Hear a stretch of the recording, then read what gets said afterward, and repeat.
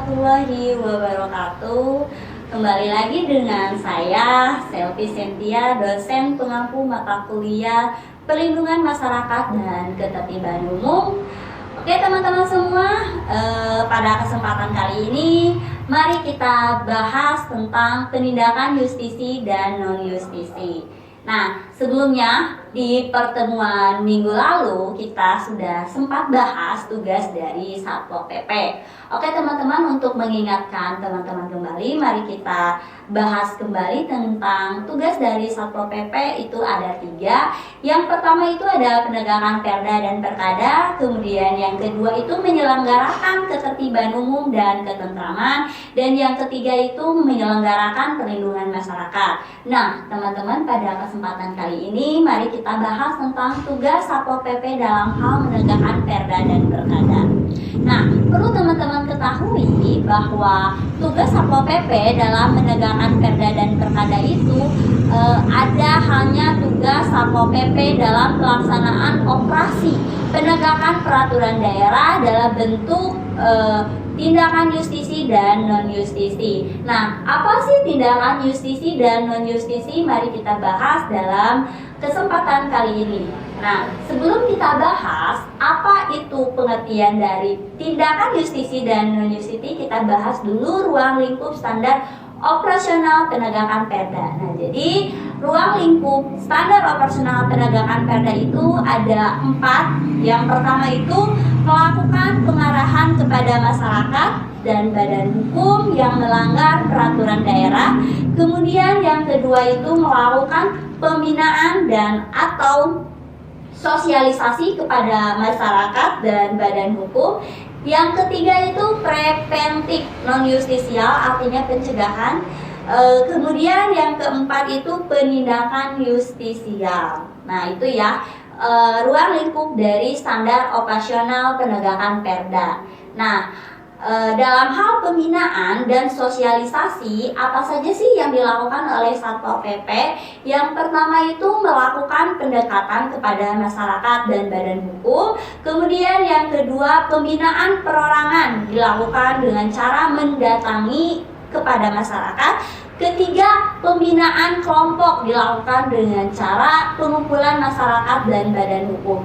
Jadi dalam hal pembinaan dan atau sosialisasi, Satpol PP itu melakukan hal-hal yang tadi yang sudah dijelaskan. Yang pertama itu tadi ya, melakukan pendekatan, pembinaan perorangan atau pembinaan kelompok.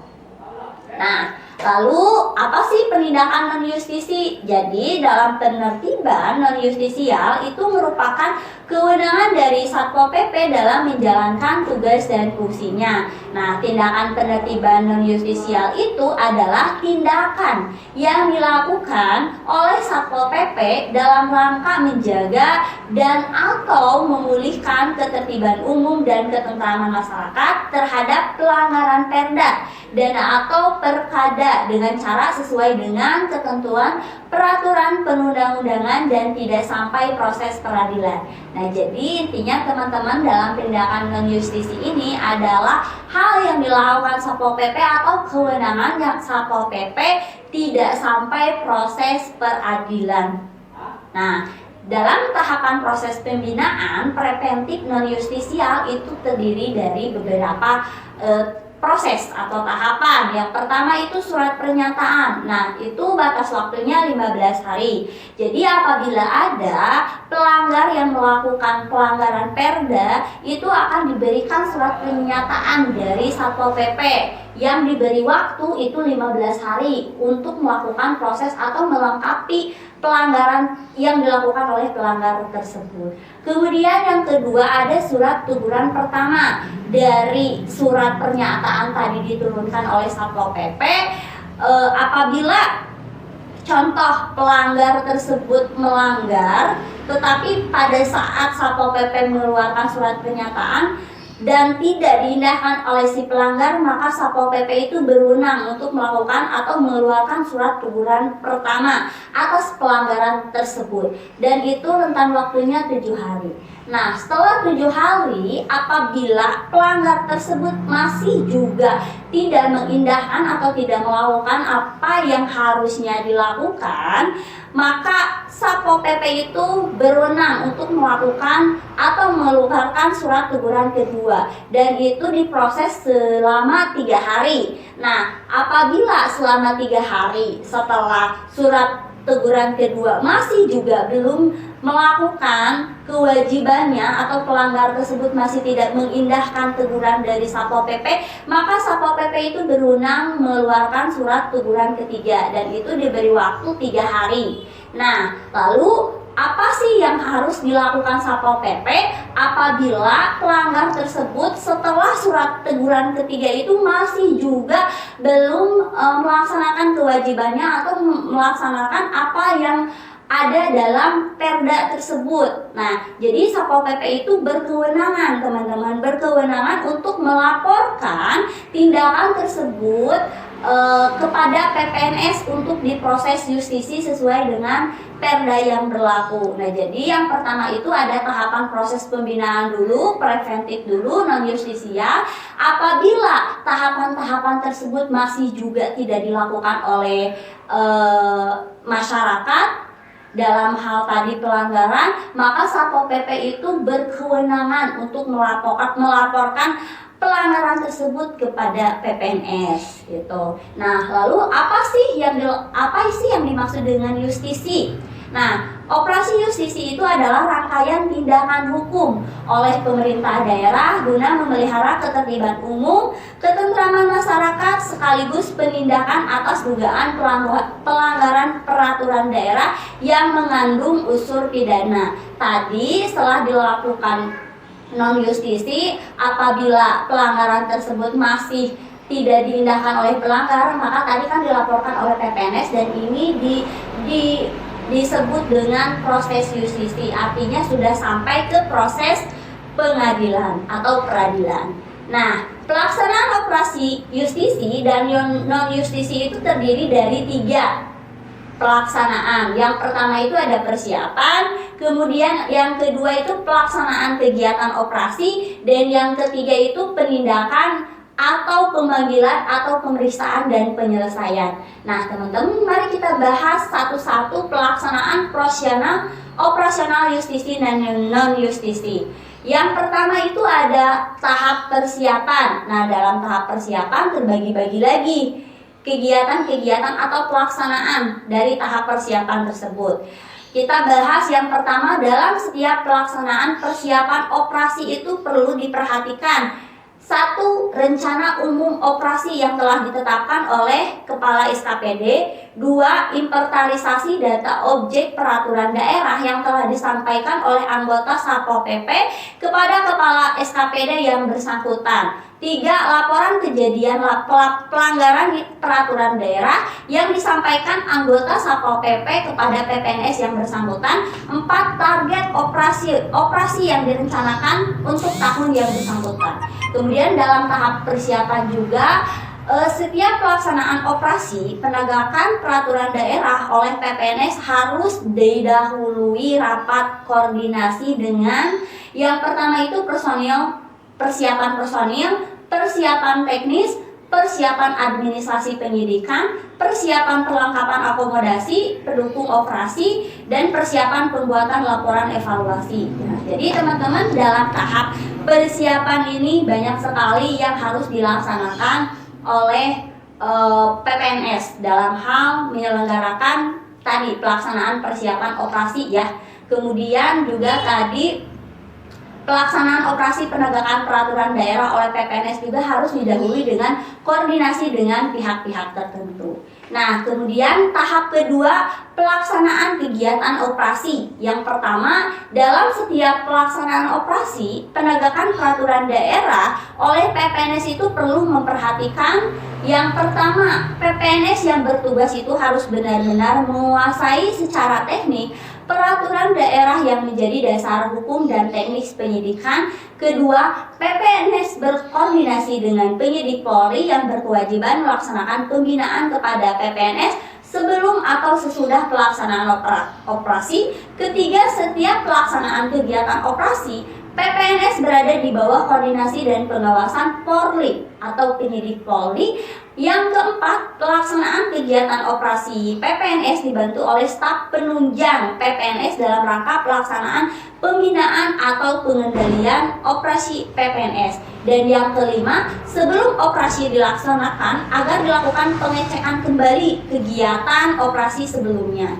Nah, kemudian dalam pelaksanaan kegiatan operasi juga langkah-langkah selanjutnya yang kedua itu yang harus dilakukan PPNS pada saat kegiatan operasi penegakan perda dan perkada. Yang pertama, setiap PPNS yang dapat melaksanakan tugas penegakan perda dan perkada itu dengan dasar hukum dan kewenangan masing-masing. Kedua, dimulainya penyidikan. Ketiga, pelaksanaan penyidikan. Keempat, pengeluaran atau pembuatan bukti pelanggaran peraturan daerah atau disebut juga dengan BPPD. Kelima, ketentuan mengenai sanksi. Keenam, penentuan pemanggilan tersangka. Ketujuh, penyitaan barang bukti. Dan kedelapan, laporan pelaksanaan operasi. Nah, itu teman-teman dalam hal proses pelaksanaan kegiatan operasi. Kemudian yang terakhir itu dalam hal penindakan atau disebut juga dengan pemanggilan, pemeriksaan, dan penyelesaian. Nah, dalam penindakan yang meliputi kegiatan pemeriksaan dan penyelesaian perkara merupakan akhir dari kegiatan pelaksanaan operasi PPNS. Pelaksanaan pemanggilan atau pemeriksaan dan penyelesaian itu dilakukan sesuai dengan hari, jam, tanggal, dan tempat yang telah ditentukan pada saat pelaksanaan operasi. Yang pertama, sebelum pelaksanaan pemeriksaan, apa saja yang harus dilakukan? Yaitu PPNS itu akan melakukan pemeriksaan. Jadi harus hadir terlebih dahulu sebelum tersangka hadir pada jam atau tempat yang telah ditentukan. Kemudian yang kedua, ruang yang akan dipergunakan untuk melakukan pemeriksaan terhadap tersangka telah dipersiapkan dan dilengkapi dengan kelengkapan teknik administrasi pemeriksaan. Ketiga, peraturan daerah yang menjadi dasar PPNS, KUHP, dan peraturan perundang-undang lainnya, dan berita acara pemeriksaan atau disebut juga dengan BAP yang dengan unsur-unsur pasal pelanggarnya. Kemudian yang kedua, dalam hal penindakan, pemanggilan, pemeriksaan, dan penyelesaian itu ada persiapan sikap PPNS. Nah, apa saja sih persiapan atau sikap yang harus dilakukan oleh PPNS? Yang pertama itu percaya diri, sabar, dan dapat mengendalikan diri. Kedua, mempunyai kemampuan menghadapi orang lain. Ketiga, tidak lekas terpengaruh atau mempunyai perasaan sakwa sangka. Keempat, memiliki kemampuan menilai dengan tepat dan bertindak cepat, objektif, khususnya dalam menilai sikap dan gerakan yang diperiksa atau tersangka pada waktu menjawab. Kelima, tekun, ulet, kreatif, dan mampu mengembangkan inisiatif. Kemudian bagi PPNS yang belum siap mental atau masih ragu-ragu itu dapat meminta bantuan kepada Polri untuk didampingi atau membantu dalam melakukan pemeriksaan. Nah, itu ya dalam hal penindakan atau pemanggilan, pemeriksaan, dan penyelesaian. Kemudian selanjutnya dalam pelaksanaan operasi justisi, pada prinsipnya operasi justisi itu dilakukan dengan sistem peradilan di tempat. Nah, pada saat itu pula kepada tersangka yang telah terbukti melakukan pelanggaran atau diputusi dan diadili oleh hakim yang mengadili perkara tersebut. Nah, hal-hal yang harus dilakukan dalam pelaksanaan operasi, yang pertama itu dilaksanakan dengan bentuk unit kecil yang terdiri dari PPNS dan unsur atau personil pendamping secara lengkap.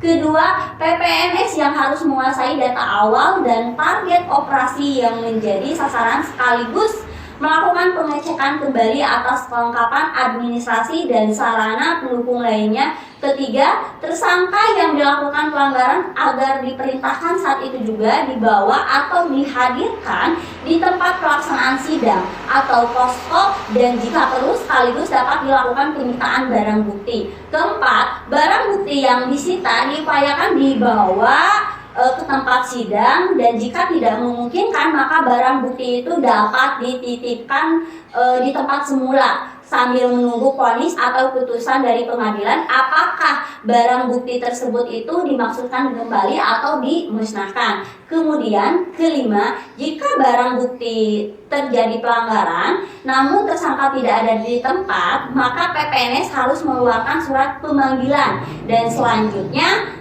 diproses sesuai ketentuan yang berlaku. Keenam, jika tersangka adalah anggota TNI atau Polri, maka diserahkan kepada polisi militer. Ketujuh, apabila dalam pelaksanaan di lapangan kepala UKL menemui hambatan atau permasalahan yang tidak dapat diselesaikan atau ditangani, maka kepala UKL dengan alat komunikasi yang ada segera mengadakan koordinasi dengan kepala posko untuk diteruskan kepada kepala operasi.